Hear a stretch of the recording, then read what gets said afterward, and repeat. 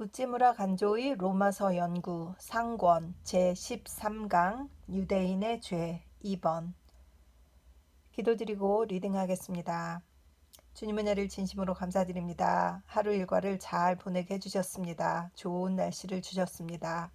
이제 풀린 말씀방에 앉아서 귀하신 우찌무라 간조 선생님의 평생의 가장 심혈을 기울이신 로마서 연구를 읽습니다. 로마서 연구를 통하여서 신약 성서 또 구약 성서의 전체를 꿰뚫는 눈을 뜰 수 있도록 주님 도와주시옵시기를 간절히 바라고 기도드립니다. 리딩을 다른 분들과 나누고 싶습니다. 한 분의 형제, 한 분의 자매와도 나눌 수 있었으면 좋겠습니다. 그래서 귀하신 우찌무라 선생의 사상이 조금씩 세상에 더 알려지고 끊임없이 영원히 잘 전파되었으면 좋겠습니다. 이 일을 위해서 우리 성령님께서 함께해 주시옵시고 주님이 사용하신 사람들의 그 내용, 그 글, 이 귀한 것들이 없어지지 않도록 주님 지켜주시옵소서. 감사드리며 고마우신 우리 주 그리스도 예수님 이름 받들어 기도드립니다. 아멘. 오늘도 로마서 2장에 대해서 쭉 이어집니다. 계속 읽도록 하겠습니다. 지난번 강의에서 우리는 2장 전반의 개요를 연구하였다. 이제 그것을 좀 더 보충하고자 한다. 먼저 1절을 다시 보자. 이제 저는 생명의 말씀사에서 나온 개역 개정 성경을 읽고 있습니다. 그리고 여기 중간중간에 우찌무라 선생님이 다시 이것을 알맞게 이렇게 또 번역하신 내용이 쓰여 있어서 그건 군데군데 또 읽도록 그렇게 하겠습니다. 로마서 2장 1절. 그러므로 남을 판단하는 사람아, 누구를 막론하고 내가 핑계하지 못할 것은 남을 판단하는 것으로 뇌가 너를 정죄함이니 판단하는 뇌가 같은 일을 행함이니라. 우찌무라 선생님이 다시 써놓으신 글은 이렇습니다. 2장 1절. 그러므로 남을 판단하는 사람아, 내가 누구이든 핑계할 수 없다. 내가 남을 심판하는 것은 바로 내 죄를 정하는 일이다. 이는 심판하는 너도 같은 일을 행하기 때문이다. 여기서 먼저 유의할 것은 심판에 공사의 구별이 있다는 사실이다. 공적인 심판이란 국가의 이름으로 하는 재판관의 사법상의 재판, 사회의 이름으로 하는 기자의 도의상의 심판, 그리고 하나님의 이름으로 하는 예언자의 종교상의 심판 따위를 가리킨다. 이러한 공적 심판은 필요한 심판이다. 재판관은 국가를 대표하여 악인을 규탄해야 한다. 기자는 사회를 대신해서 불의를 도려내야 한다. 예언자는 우주의 주재자의 대리인으로서 세상 사람들의 불의와 비리를 꾸짖어야 한다. 어느 것이나 공의를 유지하기 위한 길이다. 우리가 만일 재판관이라면, 기자라면, 예언자라면 공의를 위해 심판에 종사해야 한다. 이것은 하나님이 허락하시는 심판의 시행이다. 이와 반대로 사사로운 심판은 허락되지 않는다. 사사로운 감정에서 나오는 공의와 아무런 관련도 없는 심판은 하나님이 허락하시지 않는다. 이것은 명백히 죄다. 주님은 남을 비판하지 말라고 경고하셨다. 내가 남을 심판하는 것은 바로 네 죄를 정하는 일이다 라고 바울은 말한다. 이것은 남을 심판할 생각으로 하는 말은 사실은 자기를 심판하고 있는 것이라는 뜻이다. 이를테면 아무개는 이러이러한 죄를 지었다고 말하는 것은 곧 나는 이러이러한 죄를 범했다고 말하는 것과 같다. 칼을 휘둘러 남을 찌르려고 하는 것은 사실은 자기를 찌르는 것이다. 남을 심판하여 그 죄를 정하는 것은 자기를 심판하여 그 죄를 정하는 것이다. 왜 그런가? 바울은 심판하는 너도 같은 일을 행하기 때문이다 라고 말한다. 이것은 과연 인간 심리의 정곡을 찌르는 말이다. 사람이 남을 심판하는 것은 대개 자기 마음에 같은 죄의 경험이 있는 경우다. 사람은 자기의 죄를 자신이 가장 잘 안다. 행위로 나타난 죄는 다른 사람에게도 분명히 알려지지만 자기 마음속의 은밀한 죄는 자신만이 안다. 그리고 자기의 이 죄를 자신이 부끄러워하고 미워한다. 그런데 남이 이와 동일한 죄를 범한 경우에 그는 마음에 숨겨둔 자기의 죄가 드러나서 밖으로 나온 것 같은 느낌이어서 그것에 대한 혐오감이 격심하게 일어나는 것이다. 그리하여 마침내 그 사람을 심판하고 그 죄를 정하지 않고는 배기지 못한다. 그러므로 남의 죄를 정하는 것은 자기도 같은 죄를 범한 경험이 있는 경우가 많다. 그러므로 남을 심판하여 그 죄를 정하는 것은 사실은 자기 죄를 고백하는 것이라고 볼 수 있다. 여기서 우리는 남을 심판하는 것은 바로 자기의 죄를 정하는 것임을 안다. 그러므로 남을 심판하는 사람아, 내가 누구이든 핑계할 수 없다. 2절에는 이같이 행하는 자를 정죄하는 하나님의 심판은 진리에 합당한 줄로 우리가 안다고 하였다. 또 3절 이후에서 16절까지의 행위를 표준으로 하는 하나님의 심판의 선포다. 지난번 강의를 보라. 그리고 16절에는 심판, 하나님이 예수 그리스도를 통하여 사람의 은밀한 것을 심판하시는 그 날에 이루어지리라고 하였다. 전체를 통독하여 극히 명백한 것은 바울이 말하는 심판이란 내세의 심판이라는 것이다. 현세에서도 하나님의 심판이 없는 것은 아니나 그것은 미완성의 것이다. 그러므로 현세만을 가지고 심판의 범위로 보면 그 심판은 불공평한 것으로 끝나고 만다. 그러나 참 심판은 하나님이 예수 그리스도를 통하여 사람의 은밀한 것을 심판하시는 그 날에 이루어지는 것이다. 곧 이것이 미래의 심판이다. 참 심판. 참 심판은 하나님이 예수 그리스도를 통하여 사람의 은밀한 것을 심판하시는 그 날에 이루어지는 것. 그때 양과 염소를 갈라 놓는 것 같이 인류는 둘로 갈라진다고 주님은 가르치셨다. 그때 아버지가 그 외아들을 통하여 하시는 이 심판은 완전하고도 최후적인 심판이다. 어떤 사람은 이때부터 그 운명이 열리고 어떤 사람은 영원히 다치고 만다. 무서운 그날이여, 복된 그날이여. 심판과 거기에 따르는 공포는 종교의 필수적인 요소다. 요즘 사람들은 내세를 생각하기를 좋아하지 않는다. 하물며 그 심판이랴. 기독 신자나 불교도도 대개 내세와 심판에 신경을 쓰지 않는다. 종교는 현세만의 것으로 여긴다. 그러나 원래 죽음이 있는 곳에 종교가 있는 것이어서 종교란 그 본질상 내세적인 것이다. 내세를 말하지 않는 종교는 맛을 잃은 소금이다. 심판의 두려움이 없는 곳에 진정한 종교심은 일어나지 않는다.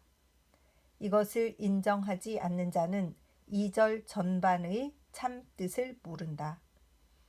심판은 이 세상에서만의 일인 줄 착각하는 사람에게 바울의 이러한 말은 하나의 수수께끼에 불과하다.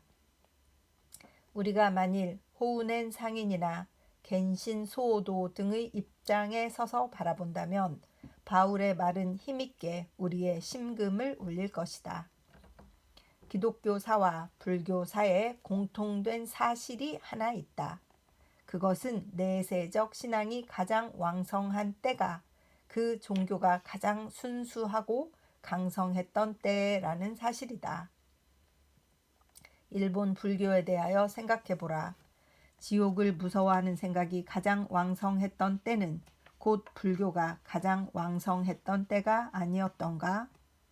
호우넨, 신란, 니치렌 등의 뛰어난 승려가 나타나서 하나같이 영광과 지옥의 고통을 가르치던 시대야말로 얼마나 종교적 생명이 일본 민족 사이에 드높은 향기를 풍겼던가. 오늘날의 불교가 충군 애국의 가르침이라 하여 단지 현세의 일에만 관여하고 있는 것은 불교가 쇠퇴기에 접어든 확실한 증거다. 예전에는 우리나라에서도 겐신 소도의 왕생문집 같은 것이 나온 시대가 있었다. 지옥과 극락을 묘사한 이 같은 책자를 오늘의 불교인의 현세적 저작과 비교해 보면 근본적인 차이가 있다. 이 책에 묘사된 지옥의 무서움이여, 그리고 최후에 있는 극락의 아름다움이여, 그 전체의 구조는 단테의 신곡과 비슷하며 일본 사람의 책 중에서 매우 소중한 책이라고 생각한다. 오늘의 일본 사람이 이 책을 거들떠 보지 않는 것은 큰 손실이라 하지 않을 수 없다. 내세를 두려워해야 비로소 심각한 종교심이 일어난다. 버년이나 루터나 조나단 에드워즈 등 위대한 종교가는 한 번은 심판의 공포 때문에 몹시 두려움을 느꼈던 사람들이다. 심판을 두려워하지 않고는 진정한 경건이 없다. 하나님을 두려워하고 미래를 두려워하게 될 때 비로소 사람의 영혼은 눈을 뜬다. 19세기의 일본의 대정치가 무스오 무네미스는 같은 영국의 대정치가인 글래드스턴을 만났을 때 그가 진심으로 기독교를 믿고 있는 한 가지 사실에 놀랐다고 한다. 이 글래드스턴은 정치가로서 여러 가지 큰 일을 해 놓았음에도 불구하고 자기가 한 유일한 일이라고는 버틀러 감독의 에널러지를 편찬한 것이라고 말하였다. 버틀러의 이 책은 내세 존재의 철학적 설명이다. 이로써 글래드스턴의 마음에는 현세의 일과 내세의 일 사이의 차이가 매우 컸음을 알 수 있다. 원래 일본 사람은 종교가 백성을 구원하는 방편이라고 생각한다. 그러므로 내세의 심판 같은 것은 어리석은 사람들을 구제하는 길이라고 생각한다. 이리하여 죽음을 두려워하면서도 심판을 두려워할 줄 모르며 종교를 만나면 모두 현세적인 틀에 짜 맞추려고 한다. 참으로 서글픈 일이다. 내세가 있고 따라서 영생과 멸망이 있고 따라서 미래의 심판이 있다면 우리가 어떻게 이 무서운 심판의 날을 대할 것인가? 죄가 많은 자신을 생각하고 행위로서 심판하시는 하나님의 심판을 생각하면 우리는 떨 수밖에 없다. 나 자신의 힘으로서는 도저히 죄를 벗어나 완전한 성결에 이를 수 없다. 그러나 죄의 추태를 그대로 지닌 채 하나님의 심판의 자리에 설 수 있겠는가? 여기에 깊은 공포가 있다. 그러나 이 공포가 있기 때문에 복음의 귀함을 안다. 이 공포가 있어야 비로소 큰 구원에 들어설 수 있다. 이러한 두려움이 없을 때 사람에게 깊은 신앙은 절대 일어나지 않는다. 그리스도는 왜 그런 크나큰 고난을 맛보고 그런 절대적 희생을 치르셨는가?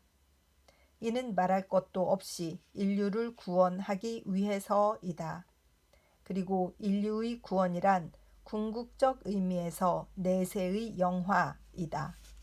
다시 말하면 심판의 자리를 통과하여 한없는 영광의 세계로 들어가는 일이다. 그런데 인류는 지금 이 영광으로 들어가기에는 너무나 깊은 죄 가운데 잠겨 있다. 타락은 홍수와 같이 세계를 뒤덮고 있다. 두려운 미래의 심판에 견딜 수 있는 사람은 하나도 없다. 그리고 예수의 가르침을 따라 회개의 행복에 들어가는 사람은 극히 적으며 대다수는 하나님의 외아들인 그를 물리친다. 예수는 이 일을 깊이 근심하셨다. 마침내 인류의 깊은 죄를 지고 자기를 희생의 제단에 올려놓고 쓴 잔을 모두 맛보면서 인류의 죄를 구속하셨다. 이 비장한 심정을 품은 채 하나님의 외아들은 사형주로서 죽으셨다. 이 얼마나 부당한 일인가. 그러나 이 부당한 일 때문에 인류의 구원의 길은 열렸던 것이다. 이 십자가를 우러러보는 데는 여러 가지 의미가 있다. 어떤 의미에서 신앙생활의 전부는 십자가를 우러러보는 일이라고 말할 수 있다.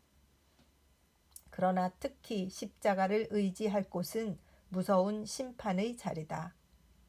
그때 우리에겐 아무런 의지할 것이 없으며 한마디의 핑계도 될 수가 없다. 주의 십자가만 있으며 이것이 우리의 유일한 피난처이다. 우리는 그의 십자가의 그늘에 숨어서 심판의 자리에 임할 뿐이다. 우리는 만세 반석에 둘러싸여 심판의 날에 이른다. 십자가를 의지하고 십자가를 우러러보는 것이 참 신앙이다. 그리고 이 십자가를 우러러보는 참 신앙은 심판의 두려움에서 생긴다. 사람은 이 두려움에서 출발하여 참으로 십자가를 의지하게 되며 복음의 구원을 얻게 되며 참 신앙에 들어가게 된다. 먼저 없어서는 안 될 것은 심판의 두려움이다. 전도에 열심이 없는 것은 기독 신도의 큰 패단이다. 그 원인은 자기 자신과 사람들의 앞날에 있을 멸망의 위험을 느끼지 못하기 때문이다.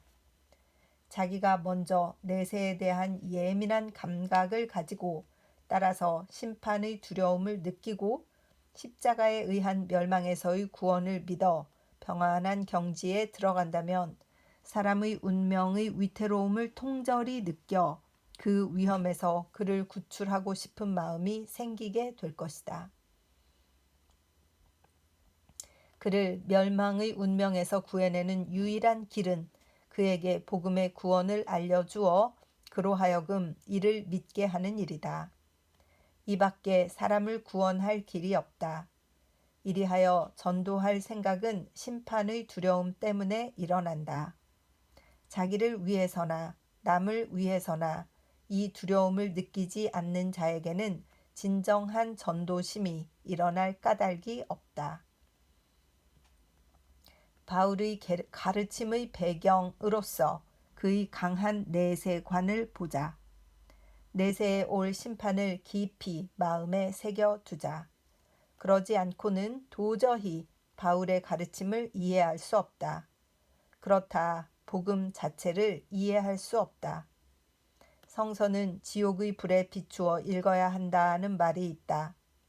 내세의 예민한 감각과 심판의 깊은 공포를 가져야 성서를 바로 읽을 수 있다. 로마서 2장은 특히 그렇다. 아멘. 참 놀라운 말씀이네요. 성서는 지옥의 불에 비추어 읽어야 한다는 말이 있다. 성서가 여기 있는데 불이 지옥에서 비치는 불을 이렇게 가지고 성서를 읽는다. 그러니 얼마나 그 불의 크기에 놀랍고 두렵고 정말 등골이 오싹하는 그런 상태에서 성서를 읽는 것이 아니겠습니까? 참 멋지면서도 놀라운 표현이네요. 성서는 지옥의 불에 비추어 읽어야 한다. 주여. 특히 로마서 2장이 그렇다. 아이쿠. 바울은 2장 17절부터 완전히 태도가 바뀌었다. 16절까지에서는 추상적 원리만을 설명했다. 남을 심판하면서 스스로 같은 죄를 짓는 자기 당착과 위선을 책망하고 하나님의 심판을 두려워하지 않는 뻔뻔스러움을 지적하고 어느 나라의 백성이라도 가령 선민이라는 우수한 유대 사람이라도 악을 행하는 자에게는 당연히 악한 결과가 미치리라는 것을 역설하였다. 그가 이런 말을 하는 목적은 물론 유대인을 책망하는 데 있었다. 그러나 그는 노골적으로 그들을 책망하지 않았다. 누구라고 지명하지 않고 다만 남을 심판하면서 스스로 같은 죄를 짓는 자를 책망하였다. 그것을 단순한 원리로 말하였다. 그 원리에 대하여 전혀 반대할 여지가 없게 하였다. 이는 누구든지 승인하지 않을 수 없는 명백한 원리이기 때문이다. 이같이 16절까지에서의 원리를 말한 그는 17절 이하에서 이것을 유대인에게 적용하였다. 이리하여 유대인으로 하여금 핑곗거리가 없게 했다. 참으로 명장의 공격법과 같이 친밀하고도 교묘하다. 이제 17절부터 정면으로 사랑하는 동포를 꾸짖는다. 17. 내가 만일 유대인이라고 하고 율법을 의지하며 하나님을 자랑하며 18.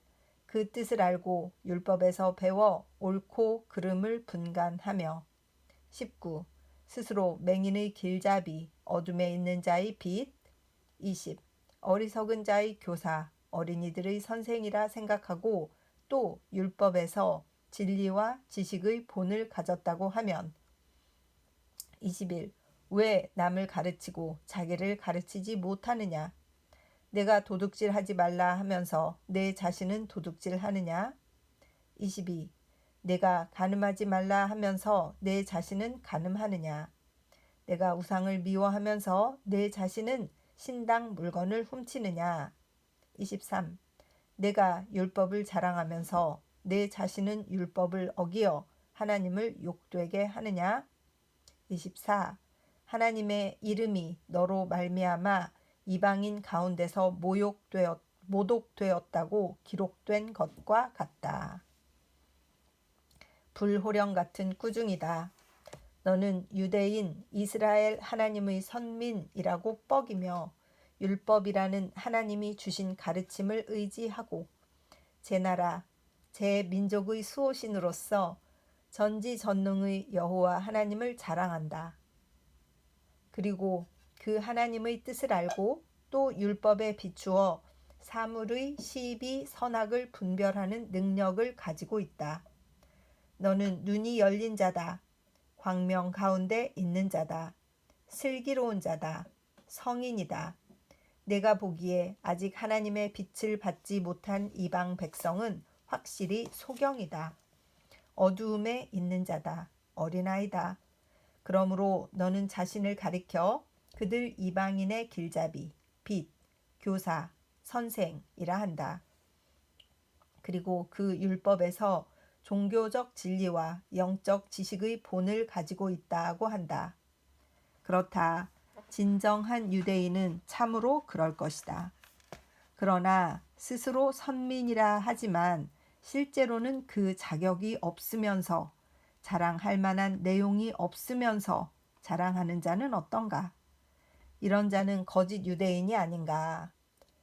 너는 위와 같이 자랑하지만 남을 가르치면서 자기를 가르치지 못하며 남에게 도둑질하지 말라 하면서 자기는 도둑질하며 남에게 간음하지 말라 가르치면서 자기는 간음하며 우상을 미워하면서 자기는 우상의 신당에 바친 물건을 훔쳐 가지며 율법을 자랑하면서 자기는 율법을 어겨 하나님을 욕되게 한다.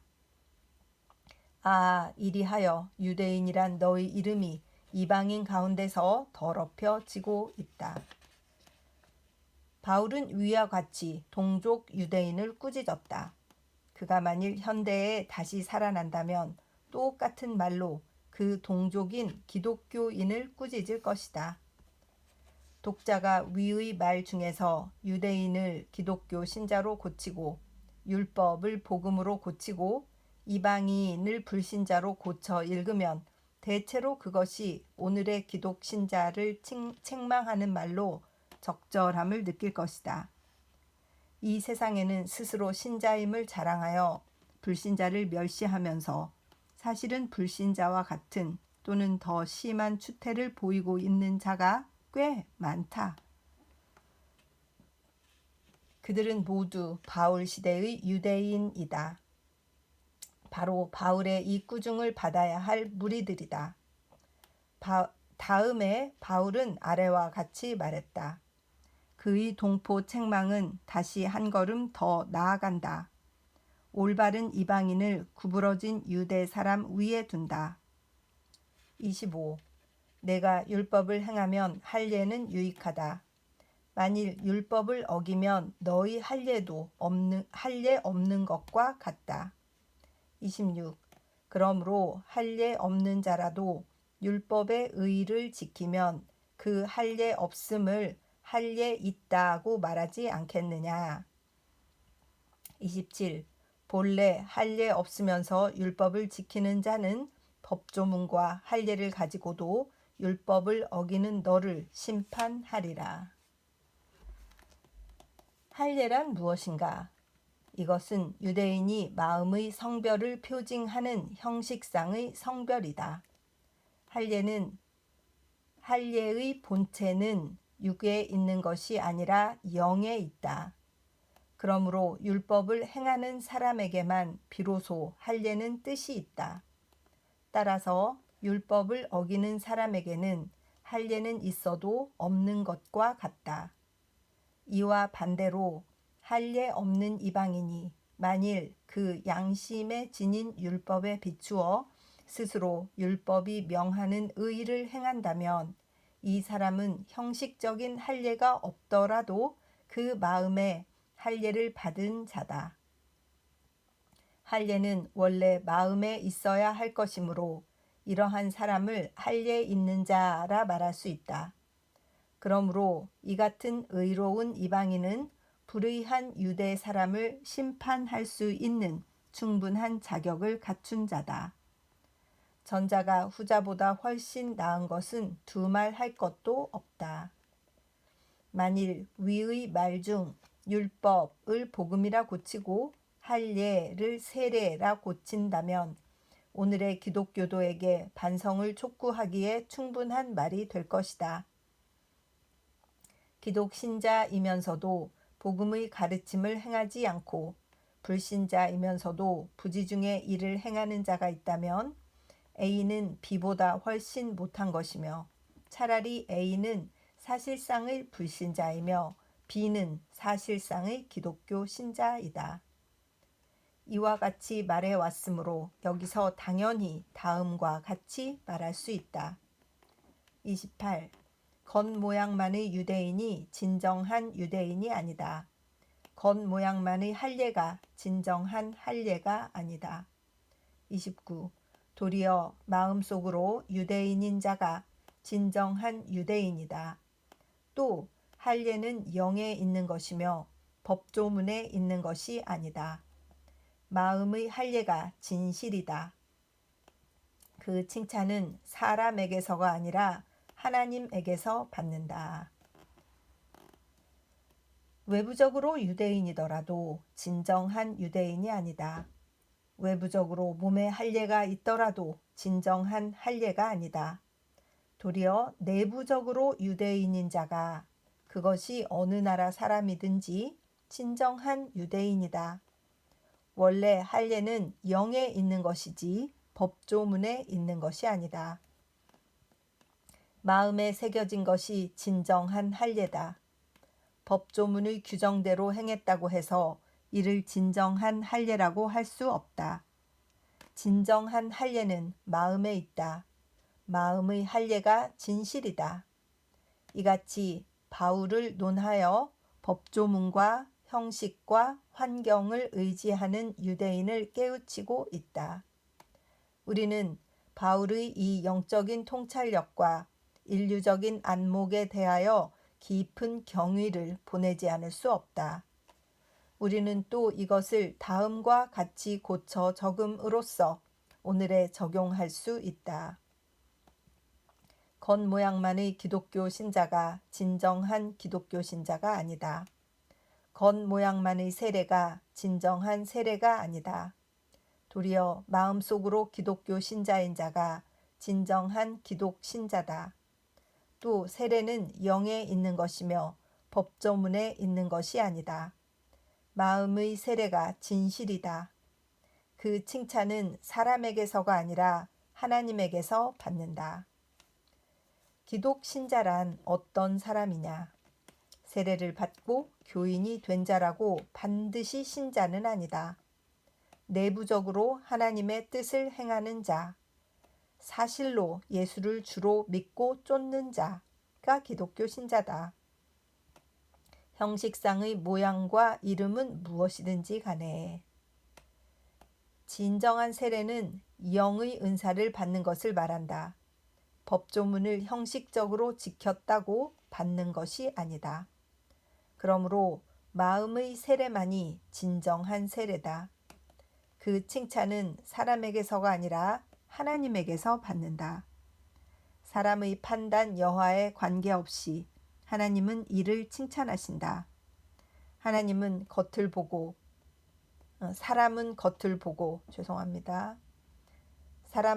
보고 하나님은 속을 보신다. 겉을 보는 사람의 괄시에 개의치 말라. 속을 보시는 하나님의 칭찬만이 가장 중요하다. 아이고 참 감사합니다.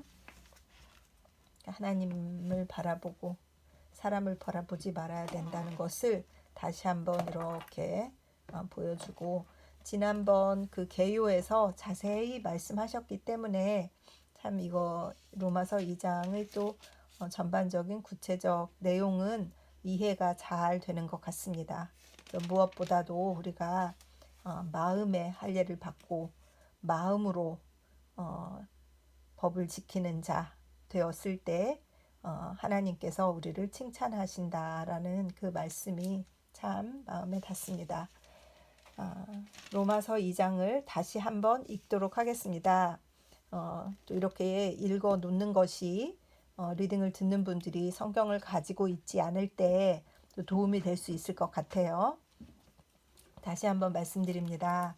제가 가지고 있는 성경은 생명의 말씀사에서 나온 개역개정 성경 전서입니다. 로마서 2장 1. 그러므로 남을 판단하는 사람아, 누구를 막론하고 내가 핑계하지 못할 것은 남을 판단하는 것으로 내가 너를 정죄함이니 판단하는 내가 같은 일을 행함이니라. 2. 이런 일을 행하는 자에게 하나님의 심판이 진리대로 되는 줄 우리가 아노라. 3. 이런 일을 행하는 자를 판단하고도 같은 일을 행하는 사람아, 네가 하나님의 심판을 피할 줄로 생각하느냐. 4. 혹 내가 하나님의 인자하심이 너를 인도하여 회개하게 하심을 알지 못하여 그의 인자하심과 용납하심과 길이 참으심이 풍성함을 멸시하느냐. 5. 다만 내 고집과 회개하지 아니한 마음을 따라 진노의 날, 곧 하나님의 의로우신 심판이 나타나시는 그 날에 임할 진노를 내게 쌓는도다. 6. 하나님께서 각 사람에게 그 행한 대로 보응하시되. 7.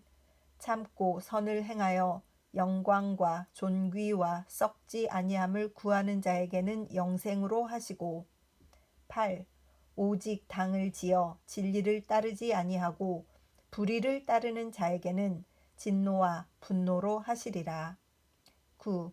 악을 행하는 각 사람의 영에는 환난과 곤고가 있으리니 먼저는 유대인에게요 그리고 헬라인에게며. 10. 선을 행하는 각 사람에게는 영광과 존귀와 평강이 있으리니 먼저는 유대인에게요 그리고 헬라인에게라. 11. 이는 하나님께서 외모로 사람을 취하지 아니하심이라. 12. 무릇 율법 없이 범죄한 자는 또한 율법 없이 망하고 무릇 율법이 있고 범죄한 자는 율법으로 말미암아 심판을 받으리라. 13. 하나님 앞에서는 율법을 듣는 자가 의인이 아니요 오직 율법을 행하는 자라야 의롭다 하심을 얻으리니. 14. 율법 없는 이방인이 본성으로 율법의 일을 행할 때에는 이 사람은 율법이 없어도 자기가 자기에게 율법이 되나니. 15. 이런 이들은 그 양심이 증거가 되어 그 생각들이 서로 혹은 고발하며 혹은 변명하여 그 마음에 새긴 율법의 행위를 나타내느니라. 16. 곧 나의 복음에 이른 바와 같이 하나님이 예수 그리스도로 말미암아 사람들의 은밀한 것을 심판하시는 그날이라. 17. 유대인이라 불리는 내가 율법을 의지하며 하나님을 자랑하며. 18. 율법의 교훈을 받아 하나님의 뜻을 알고 지극히 선한 것을 분간하며. 19. 맹인의 길을 인도하는 자요 어둠에 있는 자의 빛이요. 20. 율법에 있는 지식과 진리의 율법에 있는 지식과 진리의 모본을 가진 자로서 어리석은 자의 교사요 어린아이의 선생이라고 스스로 믿으니. 21. 그러면 다른 사람을 가르치는 내가 내 자신은 가르치지 아니하느냐? 도둑질 하지 말라 선포하는 내가 도둑질 하느냐? 22. 간음하지 말라 말하는 내가 간음하느냐? 우상을 가증히 여기는 내가 신전 물건을 도둑질 하느냐? 23. 율법을 자랑하는 내가 율법을 범함으로 하나님을 욕되게 하느냐? 24. 기록된 바와 같이 하나님의 이름이 너희 때문에 이방인 중에서 모독을 받는도다. 25. 내가 율법을 행하면 할례가 유익하나 만일 율법을 범하면 내 할례는 무할례가 되느니라. 26. 그런즉 무할례자가 율법의 규례를 지키면 그 무할례를 할례와 같이 여길 것이 아니냐. 27. 또한 본래 무할례자가 율법을 온전히 지키면 율법 조문과 할례를 가지고 율법을 범하는 너를 정죄하지 아니하겠느냐. 28. 무릇 표면적 유대인이 유대인이 아니요 표면적 육신의 할례가 할례가 아니니라. 29. 오직 이면적 유대인이 유대인이며 할례는 마음에 할지니 영에 있고 율법 조문에 있지 아니한 것이라. 그 칭찬이 사람에게서가 아니오 다만 하나님에게서니라. 아멘. 이렇게 해서 로마서 2장을 다 읽었습니다. 기도드리고 리딩을 마치도록 하겠습니다. 주님 은혜를 진심으로 감사드립니다. 우리가 먼저 믿은 자로서 먼저 안 자로서 그 양심이 증거가 되고 그것이 우리를 판단할 것인데 먼저 유대인이건 또 그렇지 않건 간에 마음의 할례를 행하는 것이 얼마나 유익한가 하는 것들을 생각하게 되었고 또 먼저 믿은 우리가 믿지 않는 자들을 바라볼 때에 어떤 마음으로 바라볼 것인가 하는 것도 생각하게 되었고 또 나 자신의 신앙을 어떻게 지켜나갈 것인가 하나님이 나의 어떤 부분을 바라보실 것인가 하는 것을 고통스럽게 나 자신의 죄를 바라보아야 하는 상황을 생각하게 되었습니다. 아버지 하나님 귀한 리딩하게 해주셨습니다. 리딩을 통하여서 정말 거듭나는 경험을 할 수 있도록 주님 인도하여 주시옵시고 눈이 열려서 하나님을 경험하고 귀하신 우리 성령님의 인도하심을 받는 시간 될 수 있도록 인도하여 주시옵소서. 귀하신 로마서 연구를 읽을 때에 내용에 치우침이 없이 우찌무라 간조 선생이 전하려고 하셨던 말씀하시고자 하였던 그 가치를 잘 배워서 우리 삶에 적용하며 기쁜 신앙생활 할 수 있도록 주님 인도하여 주시옵소서. 감사드리며 고마우신 우리 주 그리스도 예수님 이름 받들어 기도드렸사옵나이다. 아멘. 사랑하고 축복합니다.